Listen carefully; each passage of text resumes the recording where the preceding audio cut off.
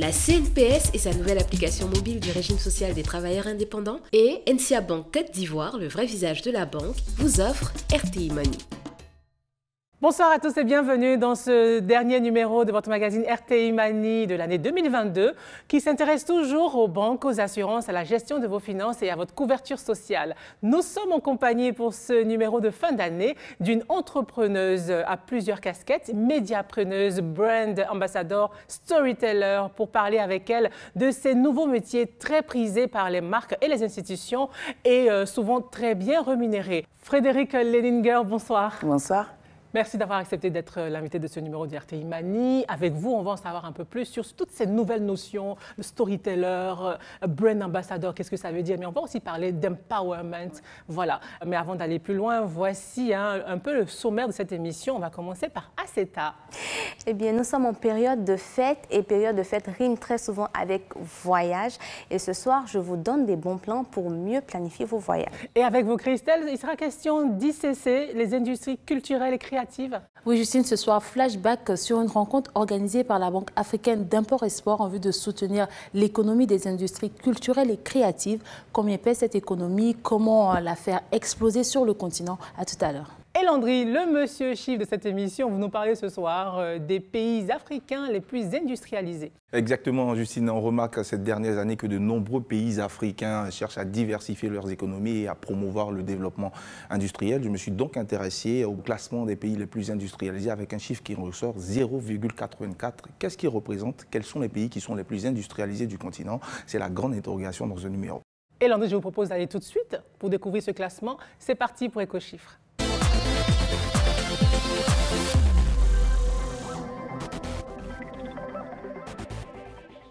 Alors, Landry, vous nous parlez ce soir des pays africains les plus industrialisés, mais avant d'aller plus loin, un peu de pédagogie. Qu'est-ce que c'est que l'industrialisation ? Alors, Justine, on pourrait définir l'industrialisation comme étant un processus de transformation économique marqué par le développement des activités industrielles. Cette industrialisation qui peut stimuler la productivité, la création de l'emploi, les nouvelles technologies, qui stimule aussi, qui rehausse les compétences de la main-d'œuvre sur le territoire, favorise l'économie formelle, améliore l'économie de façon générale et surtout participe à la stabilité du pays. Et grâce à un rapport de là-bas, on connaît désormais les pays africains les plus industrialisés. Tout à fait. En attendant les chiffres de 2022, nous avons les chiffres de 2021 grâce au dernier rapport de la BAD, la Banque africaine de développement. Il faut dire que c'est 52 des 54 pays africains qui sont concernés par ce classement, à l'exception de la Somalie et du Soudan du Sud qui n'y figurent pas. Pour établir ce classement, elle se base sur près de 19 indicateurs, parmi lesquels vous avez par exemple la valeur des exportations des produits manufacturés, vous avez l'emploi dans le secteur manufacturier, vous avez l'espérance de vie, vous avez la valeur ajoutée manufacturière en pourcentage du PIB, pour ne citer que cela. Ce sont des indices qui permettent aux pays africains de pouvoir connaître leur progrès par rapport aux autres pays sur le continent, mais aussi sur le plan international. Et tous ces indices-là se situent sur une échelle qui part de 0 à 1. Plus votre indice se rapproche de 1, vous avez un pays qui est beaucoup plus industrialisé. Plus vous vous éloignez de 1, vous avez votre pays qui n'est pas aussi industrialisé. Et maintenant, vous allez nous dévoiler ce classement? Oui, Justine, le pays le plus industrialisé du continent africain est l'Afrique du Sud. Encore? Oui, l'Afrique du Sud, avec une note de 0,84. Il faut dire que le classement est vraiment un peu très serré, parce que juste derrière l'Afrique du Sud, vous avez le Maroc qui a une note de 0,83. En troisième position, vous avez l'Égypte avec une note de 0,78. Et à la quatrième position, vous avez la Tunisie avec la note de 0,77. Et puis l'île Maurice vient pour refermer ce top 5 avec une note de 0,66. On se demande bien où est la Côte d'Ivoire, mais la Côte d'Ivoire est au 13e rang avec une note de 0,58. Et quand on prend la Côte d'Ivoire, on sait qu'elle est dans la zone ouest africaine. Quelle est sa position dans cette zone? Elle est 3e, juste derrière le Sénégal et le Nigeria. Oh. Frédéric, pour vous qui voyagez beaucoup, est-ce que vous êtes un peu déçu de voir la Côte d'Ivoire au 13e rang et pas dans le top 10? Non, je ne suis pas déçu. Je pense au contraire que c'est plutôt pas mal. Contextuellement, et quand on reprend notre histoire politique récente, etc., je pense que c'est plutôt pas mal. Bon, déçu forcément, esprit patriotique, on a envie... Voilà, je vous adore les Sénégalais, mais j'avais envie quand même qu'on soit un peu avant, quoi. Mais quand on regarde comment les deux pays, Nigeria et Sénégal, ont vraiment fait asseoir leur industrie, on va parler tout à l'heure d'industrie créative, etc., on se rend compte quand même qu'on a un petit peu de travail pour rattraper et pour passer devant. Et on va continuer de parler d'industrie, mais cette fois-ci dans le domaine culturel et créatif. C'est parti pour le 24 heures avec.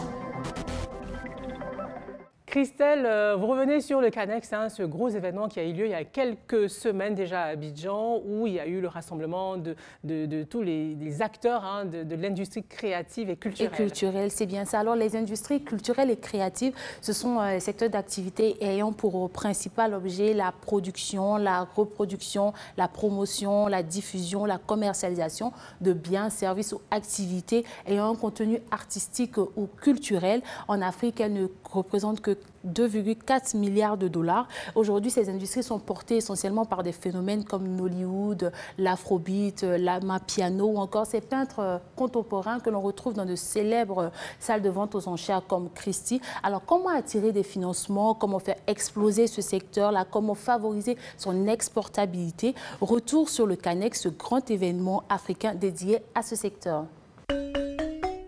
Le temps d'un week-end, la Banque africaine d'import-export réunit autour d'un même événement les plus grands créatifs africains, les financiers et les amoureux d'art.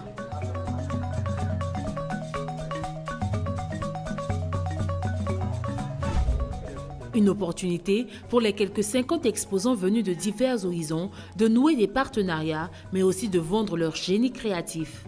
Art, mode, sculpture, un combo parfait pour tous les mordus d'art. Dans les couloirs de l'hôtel qui abrite l'événement, Toa Nagbo est en totale admiration devant ces tableaux. On sent beaucoup de relief. C'est une technique qui est aussi très intéressante. Ce peintre autodidacte rêve de voir ses réalisations exposées dans ce type d'événement. Mais en attendant, lui et sa collaboratrice entendent visiter le plus de stands possible. Et à chaque visite, il profite pour montrer quelques images de ses ouvrages depuis son téléphone portable. Donc, comme vous pouvez le voir, c'est des œuvres que je fais. Ok, superbe. Son audace finit par payer. Il réussit à nouer quelques partenariats. Depuis ce matin, j'ai quand même croisé des personnes intéressantes avec qui on a envisagé collaborer, que ce soit pour la Guinée, que ce soit pour le Sénégal ou l'Afrique du Sud. C'est vrai que les artistes ne parlent pas souvent des chiffres d'affaires, mais il faut dire que là, c'est un milieu prometteur. Un secteur prometteur qui commence à mieux se structurer sur le continent. Dans la chaîne des valeurs, il y a les artistes, les investisseurs, les acheteurs, mais il y a aussi les managers comme Bayaïssa Toufal. Son rôle, mettre les stratégies en place pour mieux vendre les objets d'art. Il représente quoi ce tableau? Le Nimba, c'est notre patrimoine national. Le Nimba, c'est le max de la fertilité. Venu de la Guinée-Conakry, son but premier, c'est de promouvoir les productions de ses artistes et de potentiellement faire de bonnes affaires avec ses œuvres qui se vendent de plus en plus cher. Ce tableau coûte 150 000 francs CFA, soit 2 millions de francs guinéens. Idem que ça. L'autre là coûte 200 000 francs CFA et l'autre là coûte 1 000 $. C'est le modèle économique qu'on a mis pour que nous arrivions à vivre de notre art. Hier en Guinée, les tableaux ne se vendaient pas à 1 million. Mais aujourd'hui, je suis fier de le dire, on arrive à vendre des tableaux jusqu'à 10 millions. Un public africain de plus en plus réceptif aux fruits de la créativité de ses créateurs. Mais la question essentielle pour tous ces créatifs est celle du financement. Certains n'hésitent pas à approcher Alain Thierry Mbongué, chef de mission pour l'Afrique de l'Ouest, de la banque à l'initiative de l'événement. Depuis ce matin, il enchaîne les rencontres. Est-ce que c'est possible, en tant que personne, d'avoir un projet et être financé? Qu'est-ce que vous voulez faire? Est-ce que c'est un projet rentable? En réponse, la banque a mis en place un ensemble de possibilités de financement pour les créatifs africains. Personne ne sait comment mieux se vendre, comment accéder au marché. Le volet digital, nous avons dans des financements directs en faveur des créatifs, des entreprises qui opèrent dans le secteur. Nous avons également des prêts intermédiaires où nous pouvons donc octroyer des lignes de financement aux banques pour rétrocession aux opérateurs dans le secteur. Nous avons des garanties. Rien ne se fera demain sans la culture. La culture, vraiment, c'est là où il faut investir.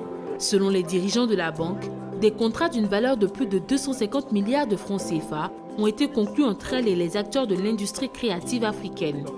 Des deals qui pourraient contribuer à booster la part du continent dans le marché mondial des créatifs qui tape pour l'instant à 1%. Frédéric, rien ne se fera demain sans la culture. Est-ce que vous êtes d'accord avec cette assertion de ce monsieur?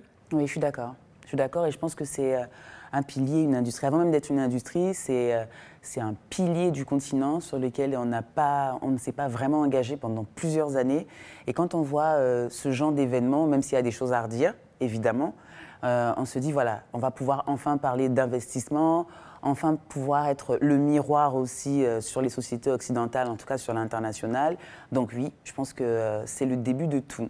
Est-ce que vous pensez qu'il y a vraiment des résultats concrets qui sortent de ce genre d'événements-là, qui soutiennent vraiment cette industrie-là? Je pense qu'il doit y en avoir. Pas comme on l'affiche, je pense pas. Mais je pense que déjà, ces jeunes-là, on voyait tout à l'heure l'artiste qui parlait des contacts qu'il a eus, d'avoir aussi un retour sur d'autres personnes qui vous disent voilà, votre travail, il est comme ça, des potentiels investisseurs. Ça ouvre le champ des perspectives. Je pense que ça devient déjà un métier qui est optimiste. Et on va parler certainement de formation aussi derrière, parce qu'il y a eu des panels, il y a eu plein de choses, de réseautage. Et je pense qu'en Côte d'Ivoire, on a un sérieux problème aussi de réseautage professionnel. C'est plutôt sur ces plans-là. Après, qu'est-ce qui va concrètement se passer dans votre thématique des finances? Ça va être encore un deuxième levier. Mais il y a déjà des choses à faire avant de passer déjà à l'investissement et à bouger les lignes sur le financement. Déjà, faire connaître notre travail à l'extérieur. Je pense que c'est important. Et on va revenir sur le volet art visuel. En Côte d'Ivoire, quels sont les artistes en vogue qui ont plus de cotes? Alors, je vais vous parler de deux ce soir. Le tout premier, c'est peintre Obou, aussi appelé l'artiste aux 1000 masques. Alors, sa particularité, comme son nom l'indique, c'est qu'il s'inspire des masques de la culture d'An de l'ouest de la Côte d'Ivoire. Alors, depuis 2017, il expose entre Abidjan, Dakar, l'Europe ou même les États-Unis. Il a fait sensation il y a quelques temps avec cette peinture qui s'inspire d'une photo du couple américain Beyoncé et Jay-Z. En deuxième position, je vais vous parler du très célèbre Abou Dia, qui fait partie du top 10 des peintres africains en vogue. Ses premières toiles ont été exposées à Christie's, ont été vendues à peu près 4 millions de francs CFA. Mais en 2022, son œuvre qu'on voit à l'écran haut les mains, qui était estimée entre 23 et 39 millions, a été vendue finalement à 300 millions de francs CFA. Et donc, en parlant d'artistes peintres dont les œuvres valent de l'or, je vais dire ça comme ça.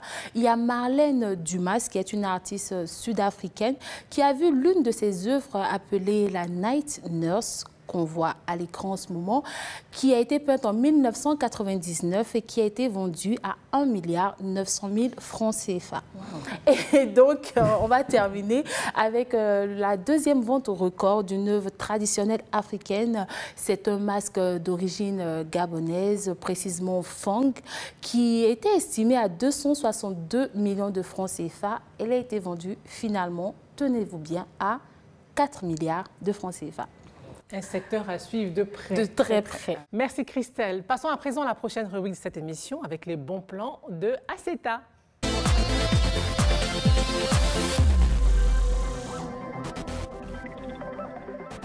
Aceta, avec vous, on parle ce soir de voyage. De voyage, effectivement. Préparer un voyage n'est pas toujours une partie de plaisir entre le choix de la destination, les coûts ou même l'organisation en elle-même.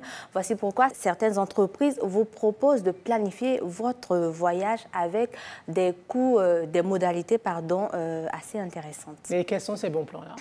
Là, par exemple, on a une plateforme qui vous propose des voyages en paiement échelonné. Donc, ils ont des offres à partir de 52 900 francs le mois pour des destinations comme la Turquie, l'Égypte, Dubaï ou encore les Seychelles. Et là, il y a une offre actuellement sur Dubaï à partir de 1 239 000 francs CFA. Le package prend en compte le billet d'avion aller-retour, le visa, un test Covid si vous en avez besoin, ou encore les différents déplacements entre l'aéroport et l'hôtel. Et elle prend en compte aussi les activités touristiques à Dubaï.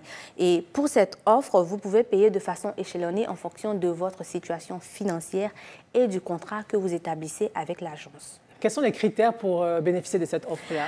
Pour cette offre, il n'y a pas réellement de critères définis, mais l'agence va au préalable faire une étude pour mesurer votre solvabilité. Donc, si vous êtes, par exemple, salarié en CDI et que vous recevez régulièrement votre salaire sur un compte en banque formel, ça peut être un bon point. Ou si vous êtes... C'est comme un crédit.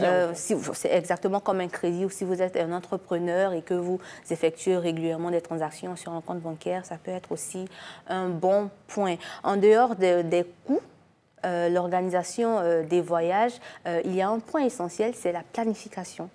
Et pour ça, vous pouvez faire appel à ce qu'on appelle aujourd'hui des travel planners ou des planificateurs de voyage. Là, on a une plateforme qui vous propose de planifier votre voyage de bout en bout avec le devis, un carnet de route, des adresses, les contacts, les zones à éviter par exemple.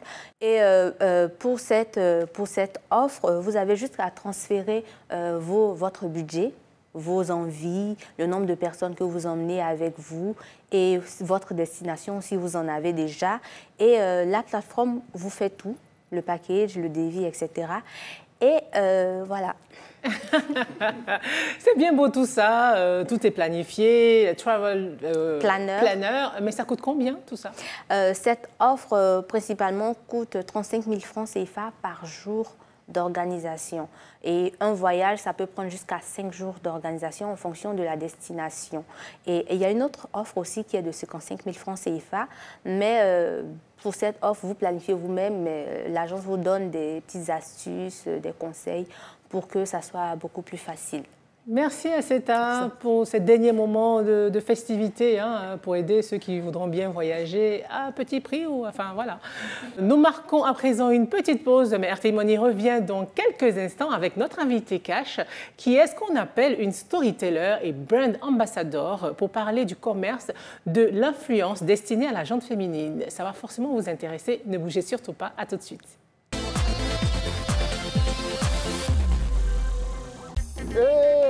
Fais-moi cotisation de CNPS de là, Annie Moreno va pris. À quel moment on peut dans joie quoi là? C'est le moment de rester là. Comment ça? Moi faire cotisation 600 par jour, à cas de maladie, et on me la 75 000 par mois gratuit. C'est qu'arrive à la gare, on fait pour moi bien. Ça se va. Le mouvement des régimes social des travailleurs indépendants et te prend en charge en cas de problème de maladie ou bien accident.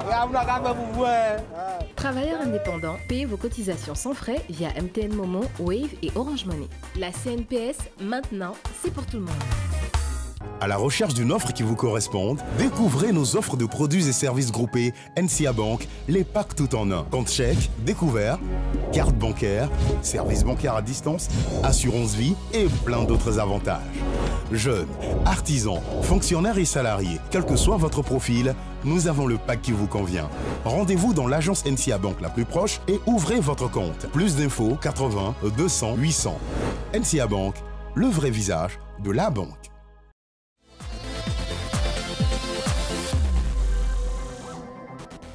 Nous sommes de retour sur le plateau d'RTI Money et toujours en compagnie de notre invité Frédéric Krabbe-Leninger, entrepreneur depuis une dizaine d'années maintenant dans le domaine de la mode, de la création et des médias. Alors, vous évoluez justement dans un univers totalement média, on va dire, médias audiovisuels, papier, digital. On a aussi entendu de nouvelles notions. Brand ambassador, storyteller. Expliquez-nous un peu ces nouveaux concepts-là. Storyteller, c'est quelqu'un qui fait de la narration, qui veut raconter des histoires. Et moi, j'ai pris l'initiative, à travers tous mes métiers, de raconter l'histoire de femmes connues ou inconnues qui font des choses qui vont faire bouger les lignes et que la jeunesse, les jeunes filles ou les femmes se sentent inspirées et passent à l'action. Est-ce que c'est un vrai métier qui rapporte de l'argent? Oui. Nous sommes dans RTI Money, on va rester très concentrés. Je suis concentrée. Voilà. Est-ce que c'est un métier qui rapporte de l'argent? Alors, si oui, jusqu'à combien ça peut aller? Je pense que ça peut rapporter énormément d'argent. Quand on prend les influenceurs, ce thème qui est un peu galvaudé aujourd'hui, clairement, c'est avant tout des storytellers. Ce sont des créateurs de contenu. Ils décident de prendre un produit ou un service et de vous raconter à travers leur ADN l'histoire de ce produit. Et ceux qui le font bien gagnent extrêmement bien leur vie. Quand on prend des gens à l'extérieur même du pays, ça peut aller jusqu'à 50 000 € plus. Ici même en Côte d'Ivoire, il y a des gens qui gagnent leur vie, qui ont laissé leur métier de base très scolaire pour ne faire que ça. Et Asseta avait une question. Donc justement, sur le milieu d'influenceurs, comment on fait pour exceller? Alors, je pense qu'il n'y a pas de solution clé, mais je pense qu'il faut être authentique. Parce que quand une marque va vouloir travailler avec vous, elle va se caler sur ta communauté qui existe et qui donc aime déjà le type de personnage que tu es ou de valeurs que tu diffuses. Donc, en changeant ton authenticité, déjà, tu vas perdre dans ton engagement. Et aujourd'hui, je pense que c'est un game d'engagement. Donc, il faut garder de l'authenticité. Et c'est justement tous ces atouts-là que vous nous racontez qui vous a valu d'être l'ambassadrice de Élevé. Qu'est-ce que c'est déjà, Élevé? C'est un projet d'accompagnement et de financement pour des personnes qui ont des projets, donc des femmes. Donc, soit ce sont des femmes qui sont à l'initiative du projet, soit elles ont un projet qui est dédié aux femmes. Ça vise à quoi? C'est adressé à qui? Et puis, comment est-ce que ces femmes sont sélectionnées? Alors, donc déjà, il y a un lien où on peut s'inscrire librement. C'est gratuit. Mais ce qu'il faut savoir, c'est qu'il faut avoir une entreprise, être constituée depuis 2 ans. Donc, ça vous permet vous-même d'avoir du recul sur votre entreprise, sur la faisabilité. Et il y a un petit parcours quand même à faire. Il y a un parcours de formation quand vous êtes sélectionné. Donc, vous êtes formé par une structure qu'on connaît bien, une fondation. Et après, vous sortez de la fondation et vous avez le financement dans cet accompagnement. Pourquoi? Parce que, de toute façon, ce n'est pas rendre service de donner un financement comme ça. Ça vous permet de retravailler votre projet, de le rendre effectivement bankable et d'avoir une vision à long terme sur votre projet. Donc, ce n'est pas seulement du financement comme ça, c'est pour ça que ça s'appelle Élevé. C'est vraiment vous accompagner à ce que ce soit, vous bâtissez une entreprise ou vraiment quelque chose de prospère. Et est-ce qu'en tant que coach, vous travaillez aussi avec les femmes sur le fameux syndrome d'imposture? Oui, complètement. Et c'est quelque chose qui va et qui vient. Hein. C'est très cyclique, hein, comme tout chez nous les femmes. On a des moments où c'est ascendant, où on voit que ça marche, ça fonctionne, on comprend ce que vous faites, etc. Et puis on a ce moment-là où il suffit d'une chose pour que vous vous dites, en fait, on m'a démasqué, je ne vais jamais y arriver. Et ça coûte combien vos prestations? Ah, c'est vrai qu'on est à RTI Monnaie. Oui. Alors, soit je prends des personnes qui sont en séance libre sur une thématique spécifique, ou alors ce que j'aime faire, c'est de prendre des personnes entre 4 et 5 sessions, parce que, pour les mêmes raisons dont on parlait tout à l'heure, il faut avoir la vision et voir l'aboutissement et les chiffres. Donc ça va être entre 500 et 1 million, à peu près. Et après, il va y avoir mon ONG, par ailleurs, où je vais faire rentrer des femmes, des jeunes filles qui ont des projets qui, pour moi, peuvent faire bouger les choses. Et à ce moment-là, elles vont rentrer dans un circuit par l'ONG où je vais les accompagner librement. On sait que vous faites beaucoup de choses. Et en dehors du fait que vous soyez ambassadrice de Élevé, sur quoi vous travaillez en ce moment? Alors, sur un nouveau média. Donc, j'ai fait le lancement, là, très récemment, d'un média en ligne qui fait la promotion, j'aime bien dire We Are Storytellers, nous sommes des personnes qui racontent des histoires, et des histoires percutantes, et je vais faire passer des femmes encore et encore et encore, qui auront des belles histoires à raconter, et des marques, des structures, des organismes vont pouvoir nous accompagner en ça, peut-être faire parler les femmes qui travaillent pour eux, et etc. Voilà. On vous souhaite en tout cas d'avoir beaucoup de financement. Thank you, beaucoup de financement. Et ça s'appelle INSAE, INSAE veut dire intuition, et c'est ce que les femmes ont et qui font gagner les femmes. Frédéric Leininger, merci d'avoir répondu aux questions de RTI Mani. Merci les amis, je vous souhaite à tous de très belles fêtes de fin d'année encore une fois. Et merci d'être restés avec nous tous les mercredis de ce dernier trimestre 2022. Excellente fête de Saint-Sylvestre à tous. À l'année prochaine. Bonsoir. La CNPS et sa nouvelle application mobile du régime social des travailleurs indépendants et NCA Bank Côte d'Ivoire, le vrai visage de la banque, vous ont offert RTI Mani.